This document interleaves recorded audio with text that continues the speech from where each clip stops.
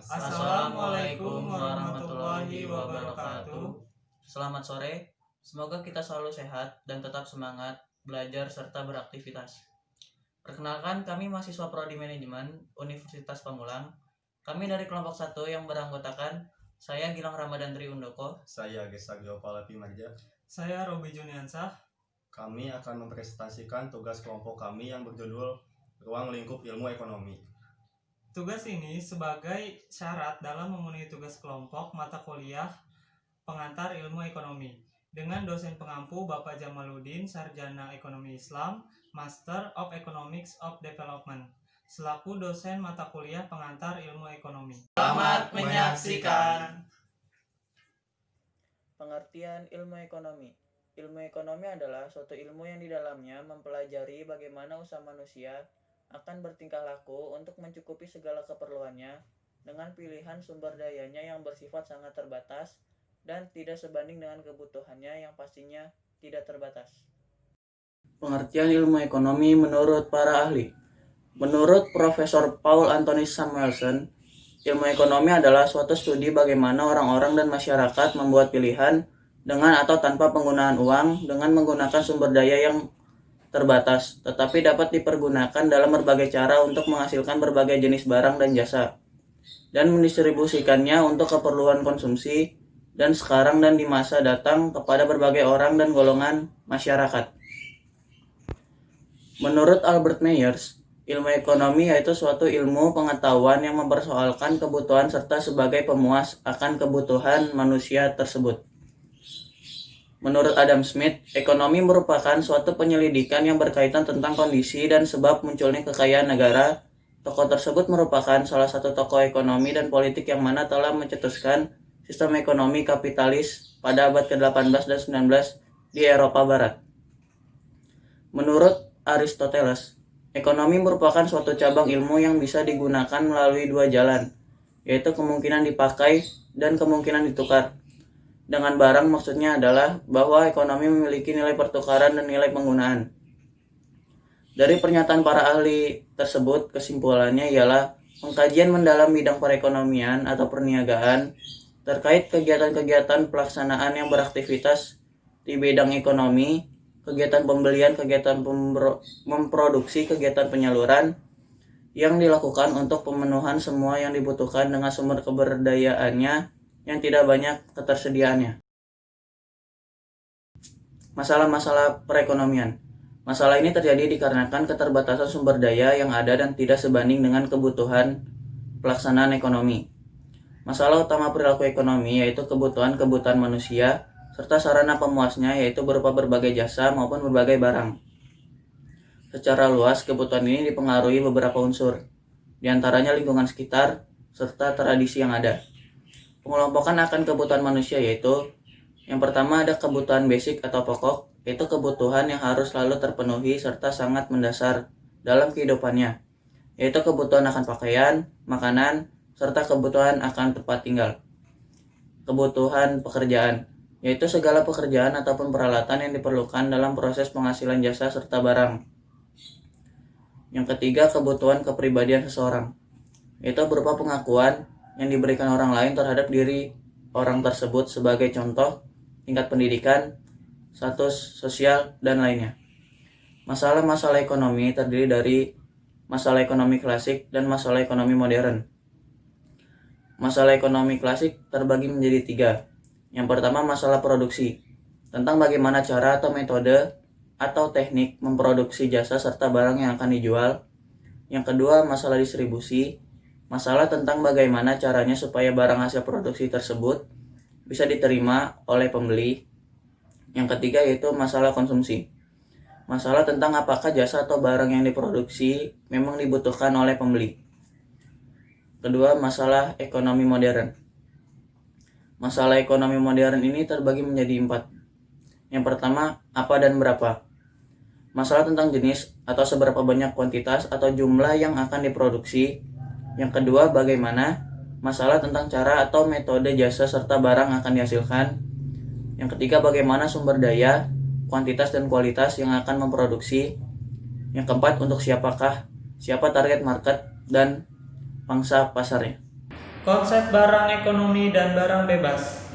Barang ekonomi atau economic goods adalah komoditas yang berguna untuk memenuhi kebutuhan dan untuk mendapatkannya memerlukan suatu usaha. Adapun sifatnya yaitu 1. Harus ada usaha untuk memperolehnya. 2. Memiliki nilai kegunaan. 3. Bisa ditukar atau dipindahkan. 4. Memiliki price. 5. Jumlah yang terbatas. Contoh barang ekonomis adalah rumah, makanan, kendaraan, transportasi, dan sebagainya. Barang bebas atau free goods adalah komoditas yang tidak memerlukan usaha dan tidak akan perjuangan untuk memperolehnya. Ketersediaan jumlahnya banyak lebih besar daripada kebutuhannya. Sifatnya yaitu tidak memiliki price di market atau pasar, sangat mudah didapatkan. Contohnya ialah sinar matahari, air laut, air sungai, udara, dan sebagainya. Metodologi ilmu ekonomi. Berdasarkan ruang lingkupnya, keilmuan ekonomi terbagi dalam 3 bagian. Yang pertama, ekonomi deskriptif. Yang kedua, ekonomi terapan. Yang ketiga, teori ekonomi. Ekonomi deskriptif adalah cabang ilmu ekonomi yang menjelaskan dan mendeskriptifkan keadaan perekonomian dan kegiatan perekonomian pada suatu tempat, fakta yang terjadi di lapangan. Di dalam ekonomi ini mengumpulkan berbagai keterangan yang benar-benar terjadi. Keterangan tersebut sesuai dengan permasalahan yang ada. Selanjutnya, ekonomi terapan.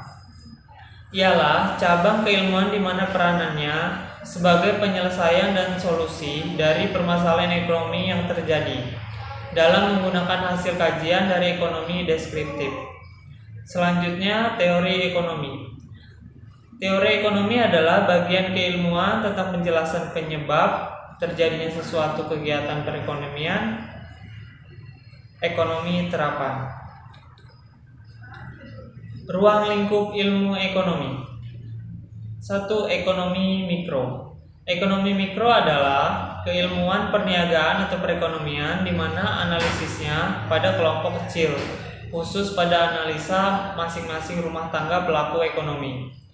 Penganalisaan ekonomi mikro berhubungan dengan permasalahan perniagaan atau perekonomian di masing-masing lingkup perusahaan atau perorangan. Penganalisaan kepada berbagai putusan perniagaan di pasar di masing-masing lingkup perusahaan atau lingkup perorangan.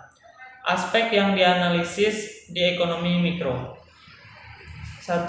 Hubungan timbal balik yang terjadi di pasar barang. Salah satu bentuk analisa dalam ekonomi mikro pada interaksi di pasar barang adalah persetujuan harga, kuantitas, dan kualitas dari jasa atau barang yang diperdagangkan.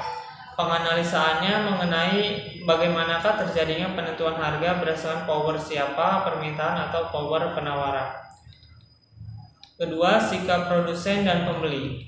Bentuk analisa dalam ekonomi mikro adalah tingkah laku subjek ekonomi secara khusus, baik dalam rumah tangga perusahaan, rumah tangga keluarga, atau rumah tangga pemerintah. Analisa sikap atau tingkah laku pelaku-pelaku perekonomian dalam kegiatan konsumsi, produksi, dan kegiatan distribusi. Penganalisa mengenai bagaimana pendorong atau sikap acuan perorangan serta perindustrian atau perusahaan mengkonsumsi suatu barang A, apa alasan perindustrian tersebut tidak mengkonsumsi barang B. Penganalisaan mengenai bagaimana tindakan perindustrian dalam menyikapi gejolak pasar. Yang ketiga, hubungan interaksi yang terjadi di pasar pemproduksian. Hal yang dibahas diantaranya yaitu mendapatkan faktor produksi harga, jumlah, serta faktor-faktor produksi yang diperlukan dalam kegiatan produksi barang serta jasa. Yang kedua, ekonomi makro. Ekonomi makro adalah ilmu ekonomi yang lingkupan analisanya bersifat luas dan menyeluruh mengenai kegiatan perekonomian dengan tidak memperhatikan kegiatan ekonomi yang dilakukan oleh unit-unit kecil dalam perekonomian. Di ekonomi makro, ini dilakukan penganalisaan tentang mekanisme perekonomian secara keseluruhan yang meneliti pasar individu, produsen, konsumer secara menyeluruh. Aspek yang dianalisis dalam teori ekonomi makro adalah 1. Tingkatan output keseluruhan di dalam perekonomian.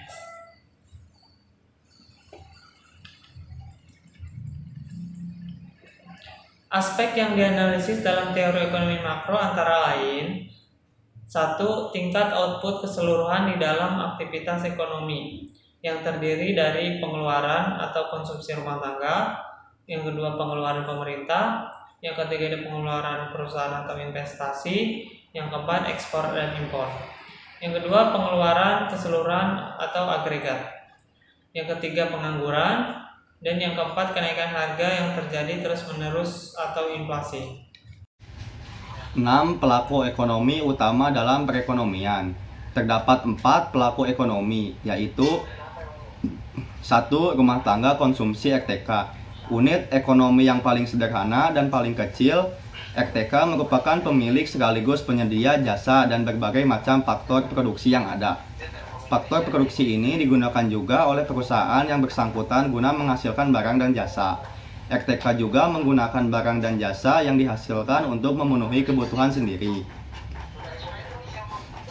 2. Rumah tangga produksi RTP atau perusahaan.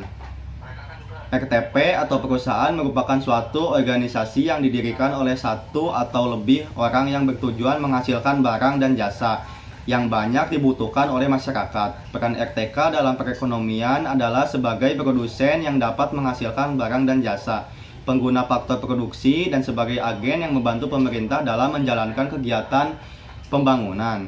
3. Pemerintah. Pemerintah meliputi semua jenis lembaga dan badan pemerintahan yang bertugas dan berwenang mengatur kegiatan ekonomi. Pemerintahan tentunya senantiasa turun langsung dalam kegiatan ekonomi, baik melalui BUMN ataupun BUMD. Peran pemerintah dalam kegiatan ekonomi adalah mengatur perekonomian agar tercipta sebuah kestabilan ekonomi, menjadi konsumen sekaligus produsen yang dapat menghasilkan barang dan jasa melalui BUMN atau BUMD, serta menjadi regulator yang menciptakan kebijakan dan pengaturan. 4. Masyarakat luar negeri berperan dalam kegiatan yang berkaitan dengan pertukaran tenaga kerja, pemberian pinjaman, pemberian bantuan, serta adanya berbagai aktivitas perdagangan. 7. Tujuan ilmu ekonomi, memperbaiki cara berpikir untuk membantu pengambilan keputusan. Membangun suatu kondisi yang kondusif bagi kemajuan perekonomian, membantu memahami masalah-masalah ekonomi masyarakat dalam lingkup lokal maupun global, melatih seseorang dalam mengatur dan mengelola sumber perekonomian dalam rangka memenuhi kebutuhan keluarganya, mengambil keuntungan dan semua peristiwa yang terjadi dalam suatu tindakan perekonomian untuk dijadikan sebagai sebuah landasan. 8. Manfaat ilmu ekonomi, membantu dalam pengambilan keputusan sehingga kegiatan yang dilakukan efektif dan efisien. Dengan ilmu ekonomi kita dapat memahami kegiatan-kegiatan ekonomi. Dengan ilmu ekonomi kita dapat memahami masalah-masalah internasional, kegiatan ekspor, impor, harga minyak dunia, nilai dan lain-lain. Membantu menjadi pelaku ekonomi pemilihan yang berkompeten dalam berbagai aspek yang berkaitan dengan kajian ekonomi. Demikian presentasi yang dapat kami sampaikan. Lebih dan kurangnya kami mohon maaf. Atas perhatiannya kami ucapkan terima kasih. Wassalamualaikum warahmatullahi wabarakatuh.